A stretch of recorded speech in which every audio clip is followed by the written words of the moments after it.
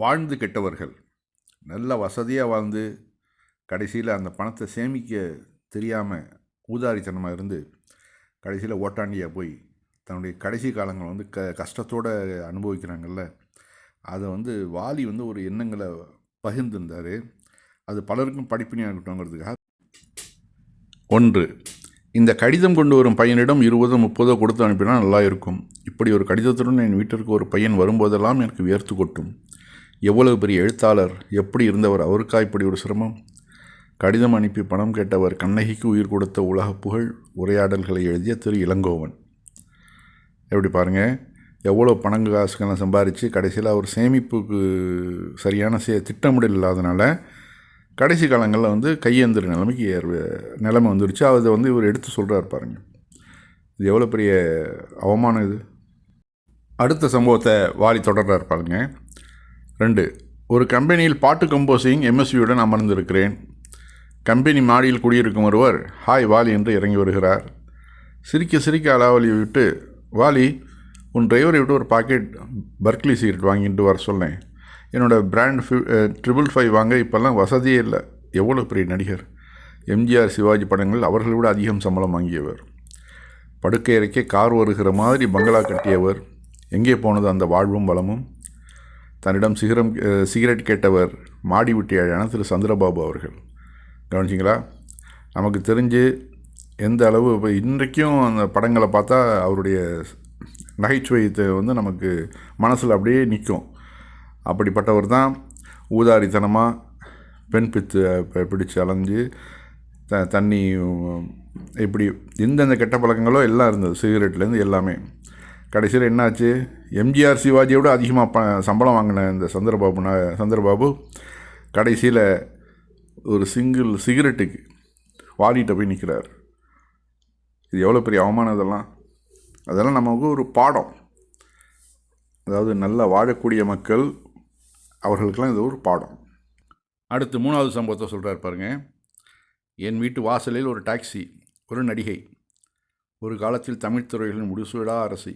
என்னை பார்க்க வந்தவர், வாலி சார், எனக்கு ஒரு நாடகம் எழுதி கொடுக்க ஒரு ட்ரூப் வச்சு நடத்தலாம்னு இருக்கேன், கொடுங்க, ஒரு ட்ரூப் வச்சு நடத்தலாம்னு இருக்கேன் என்று மெல்லிய குரலில் சொன்னார். நாடகம் எழுதி தர கேட்டவர் நடிகர் திலகம் திருமதி சாவித்திரி அவர்கள். நடிகர் திலகம்னு அந்தளவு அந்த காலத்திலேயே போற்றப்பட்டவர். பணம் அந்தளவு கொளிச்சிச்சு. அந்தளவு சினிமாக்களில் காசு அள்ளி சம்பாதிச்சாங்க.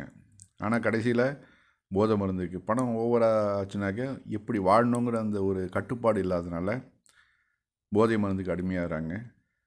பல சிக்கல்களில் மாட்டுறாங்க. கடைசியில் இருக்கிற சொத்து எல்லாம் போகுது. கடைசியில் எப்படி ஒரு தன்னுடைய கடைசி காலங்களில் கமலஹாசனே அதை பார்த்துட்டு கூட ஒரு பேட்டியில் கூட சொல்லுவார், இந்த களத்தூர் கண்டம்மாவில் அவர் தானே அறிமுகமானது அந்த டயத்தில். அப்போ அந்த சாவித்திரியை போய் பார்த்துட்டு அப்படியே கண் கலங்கிட்டேன் அப்படின்னு அவரே சொல்கிறார், அந்த பழைய வீட்டில் இருந்ததை பார்த்துட்டு. ஆக மனிதன் தான் சந்தோஷமாக சம்பாதிச்சு நல்லா சம்பாதிக்கிறப்பயே ஒரு கண்ட்ரோலாக இருக்கணும், சிக்கனம் வேணும், தன்னுடைய வாழ்க்கையை எப்படி கொண்டு போகணுங்கிற ஒரு வழிகாட்டுதல் எடுத்துக்கணும். அது இல்லைன்னா இது மாதிரியான சிக்கல்கள்லாம் நமக்கு சேரும் வாழ்க்கையில். பிறகு வருத்தப்பட்டு ஒரு பாய்தான் ஒரு நன்மையும் கிடையாது. அடுத்த பிரபலம் 4வது சொல்கிறார் பாருங்கள். சென்னை எழும்பூர் ரயில் நிலையம் சிமெண்ட் பெஞ்சில் ஒருவர் அமர்ந்திருக்கிறார். இன்றைய தலைமுறைக்கு அவரை தெரியவில்லை, நான் கவனித்து விட்டேன். ஓடிப்போய் அவரவர்கள் சென்று, நமஸ்காரம்ண்ணா, நானும் உங்கள் மாதிரி திருச்சிக்காரன் தான், இப்போ சினிமாவில் பாட்டு எழுதிட்டுருக்கேன், என் பேர் வாலி என்று அறிமுகப்படுத்தி கொண்டு அவரை வணங்குகிறேன். ஓ, நீங்கள் தான் அந்த வாலியா என்று என் கைகளை பற்றுகிறார். அவர் தொடமாட்டாரா என்று தமிழர்கள் ஏங்கி தவிர்த்திருந்த காலம் ஒன்று உண்டு. இன்று அவரை எண்ணி தொடுகிறார். நான் சிரித்து போகிறேன். அவர் தொட்டதால் அல்ல, எந்த ரயில் நிலையத்தில் அவர் ரயிலிருந்து இறங்கி விடாமல் மக்கள் அலைமோதினார்களோ அங்கே கவனிக்க ஆள் இல்லாமல் தனியாக அவர் அமர்ந்திருந்த நிலையை பார்த்து காலம் எப்படியெல்லாம் தன் ஆளுமையை காட்டுகிறது எண்ணி பார்க்கிறேன் அந்த பழைய நினைவுகளை அப்படின்னு முடிக்கிறார் வாலி. கவனிச்சிங்களா? அந்த எழும்பூர் ரயில் நிலையத்தை இறங்கும் போது தியாகராஜ பாகவதர் அப்படியே கூட்டம் அள்ளி சாயம் இவர்கிட்ட கை கொடுக்கறதுக்கும் இவரை தொட்டு பார்க்குறதுக்கும். கடைசியில் இவரும் பல பிரச்சனைகளில் மாட்டி, கொலை கேஸெல்லாம் மாட்டி, தன்னுடைய வாய்ப்புகள்லாம் இழந்து அதுக்கு பிறகு கேட்பாரற்று சென்னை எழும்பூர் நிலையம், எந்த எழும்பூர் நிலையத்தை ரயில் நிலையத்தை வந்து இறங்கும்போது லட்சக்கணக்கான மக்கள் காத்திருந்தாங்களோ அதே எழும்பூர் ரயில் நிலையத்தில் சிமெண்ட்டு பெஞ்சில் உட்காந்துருக்கிறாரு. அவரை சீண்டுவதற்கு யாருமே இல்லை. இதுதான் உலகம்.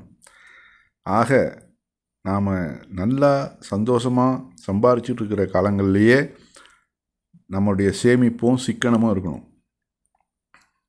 அது மட்டும் இல்லை, ஒரு திட்டமிடல் இல்லை நம்ம வாழ்க்கையில். இந்த 4 பேர்கள் அவர் சொல்கிற ஒரு எக்ஸாம்பிள், இது மாதிரி நிறையா இருக்குது. நம்ம ஃப்ரெண்ட்ஸ் சர்க்கிள்லேயே பார்க்கலாம், நம்ம சொந்தக்காரங்கள்லேயே பார்க்கலாம். வாழ்ந்து கட்டவர்கள் எத்தனையோ பேர் இருக்கிறாங்க. அவர்களெல்லாம் நம்ம பார்த்து திருந்திக்கணும். அவர்கள் போல் நம்மளுடைய வாழ்க்கை அமைஞ்சிடக்கூடாது. கடைசி காலங்கள் வந்து நல்ல சந்தோஷமாக போகணும். யாருடைய மன வருத்தத்துக்கும் ஆளாகாமல் அந்த வாழ்க்கையெல்லாம் நல்லபடியாக போகணுன்னாக்க நம்முடைய வாழ்க்கை திட்டமிடல் அவசியம். அதுதான் நம்ம இந்த பதிவில் சொல்ல வர்றது.